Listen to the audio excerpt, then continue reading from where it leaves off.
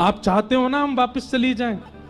ठीक है, हम वापस जा रही हैं, हमारी एक वस्तु आपके पास है, वो हमको वापस करो। ठाकुर जी बोले मेरे पास क्या है? गोपियां कहती हैं हमारा मन आपके पास है, लाओ वापस करो उसको।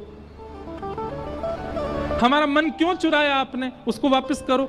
अब ये ऐसी बात है कि इसमें ठाकुर जी कुछ कर नहीं सकते।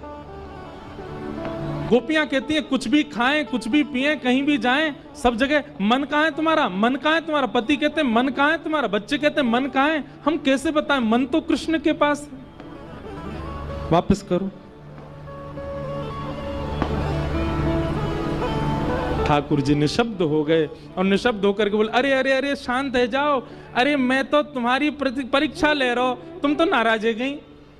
अरे गोपी मैं तो आप सबन की परीक्षा ले रहा हूं। गोपी बोली नाय नाय तुम परीक्षा नहीं, अब देखो हम क्या करें। ठाकुर जी बोले क्या करोगे? एक साथ सारी गोपियां अपने पैर के नखून से पृथ्वी में गड्ढा करने लगी। लाखों गोपियां एक साथ मिट्टी को कुरेदने लगी। ठाकुर जी बोले जे क्या कर रही हो? बोले तुम ऐसे तो हाथ आओगे नहीं, तुमको देखते देखते यहीं प्राण त्याग के नीचे गड्ढों बना के वहां में कूद जाएंगी। तुम्हारे शास्त्र के में अंते यामति सागति, अंत में जिसको देखते हुए जिसको सोचते हुए प्राण त्यागोगे अगले जन्म में तुमको मिलेगा। या जन्म में नहीं मिलोगे तो तुमको देखते देखते यहीं प्राण त्याग देंगी, अगले जन्म में कहां भाज के जाओगे, फिर तो मिलना पड़ेगा ना। अंते यामति सागति।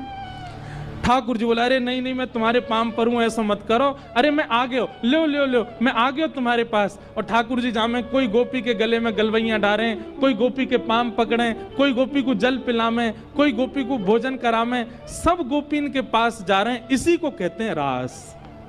रास का मतलब नृत्य नहीं, रास का मतलब ठाकुर जी अपने भक्त को विशेषता देने लग जाएं, वही रास है। सब गोपियों के पास जाने लगे और ठाकुर जी की इस दीनता से गोपियों के चित्त में वो भाव आ गया जो नहीं आना चाहिए था।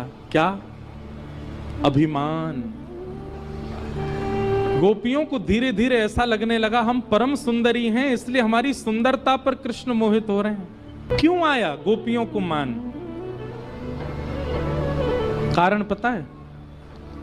क्योंकि बिना किशोरी जी को प्रणाम किए ठाकुर जी के पास चली गई।